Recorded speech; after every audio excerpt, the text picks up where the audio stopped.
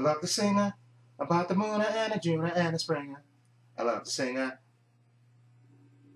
Lying to me only with my eyes, and I will pledge with my. Oh, hi. I didn't see you there. Just rehearsing a little family song.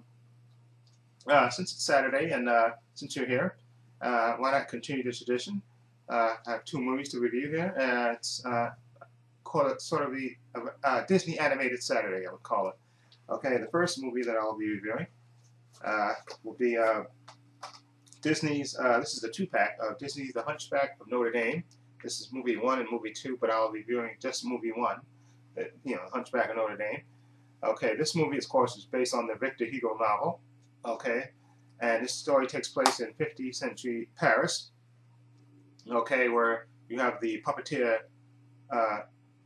Chopin telling the story of Quasimodo, and it begins with the government minister named Claude Frollo, who absolutely cannot. He's very pious and can't actually hates gypsies with a passion, and basically hunts gypsies down and kills them. And actually, in the beginning of the story, this animated story, you see him chasing down some gypsies, and actually, particularly, he chases after one woman who he sees her with a bundle, and he thinks she has stolen goods with her. So he basically chases her down and chases her up to the steps of the cathedral, and basically winds up killing her. And then he sees that she doesn't have a bundle; it's really a baby, and then it's a misformed baby. Okay, and he's actually thinks he's getting ready to drown it, thinking that'll it'll be a kinder fate to drown it since it's a misshapen thing.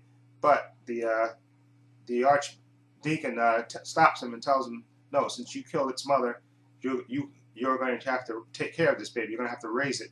Okay, and of course Claude Frollo said, okay, I'll do that, but it's going to have to be raised in the bell tower of the cathedral, out of sight from from the rest of humanity.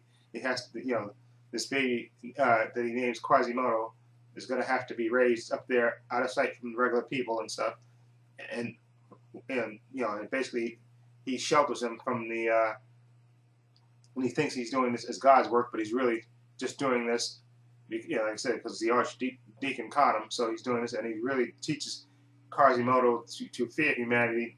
He basically tells him that because of your deformity and stuff, the world's a cruel place, and trust me, he's forbidden to go outside at all. Okay, but Quasimodo, he grows up, taking care of the bells, and he sees from his the top of the cathedral, the bell tower, that they have an annual festival of fools, where there's a big celebration, a big party in the town square, and he wants to go to it so badly. He sees it from the bell tower, and he has these three friends, these three gargoyle friends, named Victor and Hugo and Laverne, that only he can see.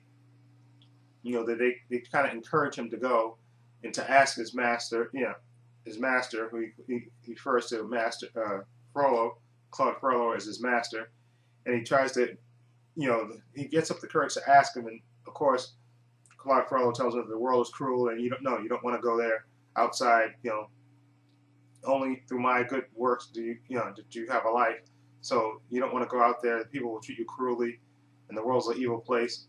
Okay, so but anyway, Quasimodo decides to go anyway to the Festival of Fools, where people dress up, they have party, and weird masks. They have great contests and a great celebration. And then of course that's when he meets this gypsy girl named Esmeralda, who's performing at the Festival of Fools, who's absolutely beautiful, and she's a dancer, and she's basically gorgeous, and he actually of course Quasimodo is absolutely blown away by her, and Quasimodo winds up actually winning, and also Claude Frollo, he attends this Festival of Fools, since he's a government minister, and he attends it. And of course, Quasimodo who's trying to be incognito there, he actually wins for having, I think, for having the ugliest face. Everybody assumes it's a mask, but it's, of course, it's really his face. And of course, when the people find out that's really his face, they turn on him and basically start throwing stuff at him, and he's tied up, and he pleads with his master to free him, and his master says, no, that's the punishment you must have for defying me. And the kindness of, Esmeralda, she actually defies the minister, and she unties him and shows him kindness, the first real kindness that he's ever experienced. And of course, he's absolutely stunned, and of course this infuriates Frollo, who basically tries to hunt her down. And also there's another character that's in this movie called a soldier named Phoebus, played by Kevin Kline, who's like a proud captain who's gotten called back from the war to help hunt down gypsies. Okay, to work with Claude Frollo to hunt down gypsies. Of course, so like I said, Quasimodo goes back to the bell tower. Of course, Claude Frollo is hunting for Esmeralda, and basically the rest of the story is Esmeralda hiding out, from Claude Frollo with the help, of course, of Quasimodo and the soldier Phoebus, who she develops sort of a little rivalry and, of course, a little romantic chemistry with him. And this, first of all, let me just say, I love the animation in this, and then the songs in this are absolutely amazing. Tom Hulce does the voice of Quasimodo, and the singing voice also of Quasimodo, and he is absolutely amazing. I love the song Bells of Notre Dame, but the song I love the most is the song Out There, where he sings about longing to be out amongst the people and stuff and be free. And it's just absolutely, Tom Hulce's voice is absolutely amazing. Okay, and I love the animation, is top notch. And there's also another song that Claude Frollo, who sings, like I say, he hunts down, he wants to hunt down Esmeralda Gypsy, but he's also drawn to her also at the same time. And there's a great sequence where he sings about, being drawn to her, that she's the devil and she's tempting him, and if he can't have her, no one else will, and stuff. It's just really, really good. I love the animation like that. I think it's called Hellfire. I think that's the song, Hellfire, where he just sings about wanting her Esmeralda, even though he's vowed to hunt her down and stuff, and if he can't have her, no one else will. It's just a really good, great, beautiful animation. And also, just as an aside, part 2, I saw part 2 before I saw part 1, actually, and I love part 2. Part 2 is basically Quasimodo longing for love of his own, of course, and it's a really, the animation is just one of those direct-to-video releases from Disney, but I actually really, really, really enjoyed it. That one, Quasimodo sort of falls in love, and it's a really good movie, even though the animation and the songs are not that great. Okay, but anyway, Hunchback of Notre Dame, beautiful adaptation of the Victor Hugo novel. Disney did first-class job with the animation and the songs. Absolutely beautiful. And again, Tom Hulce is Quasimodo. Lovely, great singing voice, great performance. Definitely highly recommend that. Okay, now the next movie that I'll be reviewing is another animated movie. This is a adaptation of a retelling, I think, of a Chinese folktale. This is Mulan and Mulan 2, but for our purposes here, I'm going to be reviewing Mulan. And this is a folktale about a young Chinese maiden who, who's trying to be match-made. Is that a word?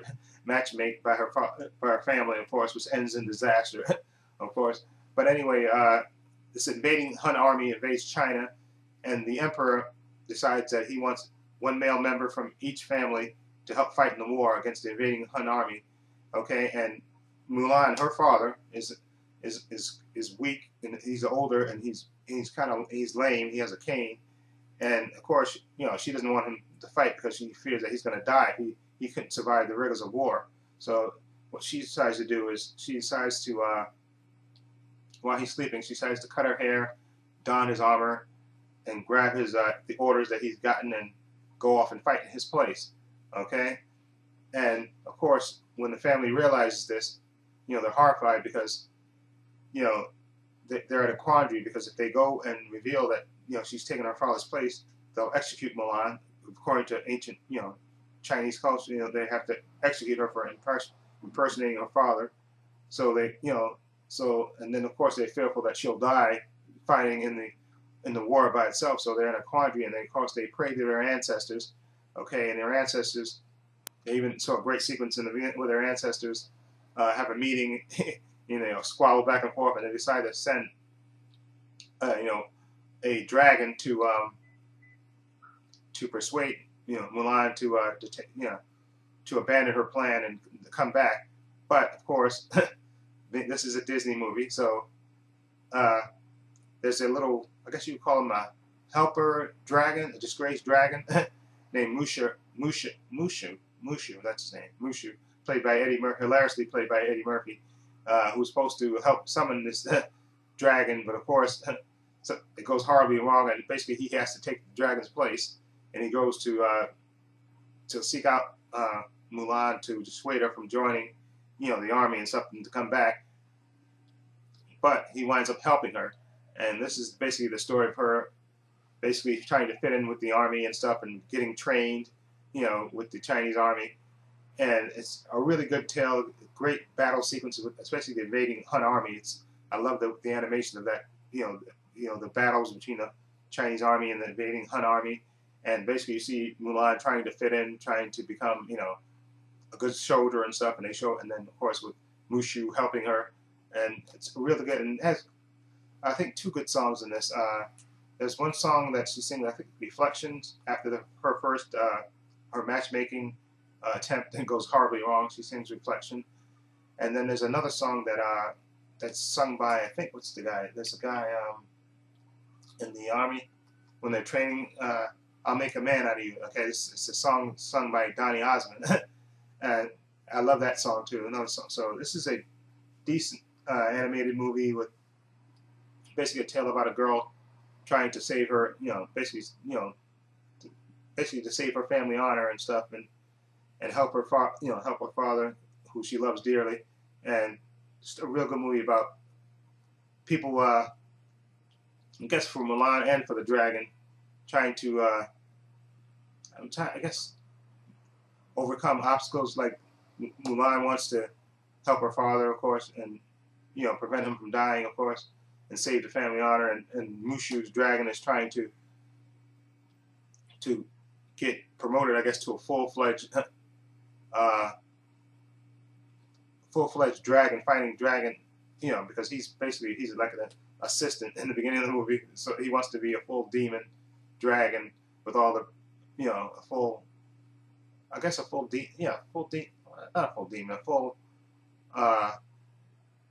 full respected dragon, okay, who will be part of the ancient, basically he's doing it for himself and also to help Mulan and her family. Okay, so it's a really good movie, definitely worth seeing. Okay, I give Hunchback of Notre Dame because I really like this. The songs and the music, the action and stuff, and the performances by the voice actors, and it's a really top-notch animation also. I would give Hunchback of Notre Dame an 8 out of 10. Mulan, I really like too. I would give it a 7 out of 10. Yeah, I give it a 7 out of 10. Definitely enjoyable, definitely worth getting. Okay, again, so Hunchback of Notre Dame, I give it 8 out of 10. I really love Tom Holtz as Quasimodo. I thought he was absolutely, heartbreaking. Really sold you on the character. And Mulan, I give it a 7 out of 10. Okay, I love the battle sequences. I love the actress that played Mulan, and Eddie Murphy was good as the Mushu the dragon trying to help. And a couple of good songs in this, so I definitely give this a 7 out of 10. Okay? Okay, so that's my review for those 2 movies. So let me know what you think. I know most people have seen these. These are Disney classics. Okay, so let me know what you think. Feel free to leave your comments down below. This is Trepacer saying so long and take care. I love the singer about the moon and the June and the swinger. I love the singer, a sky of blue, RT42. I love it to sing.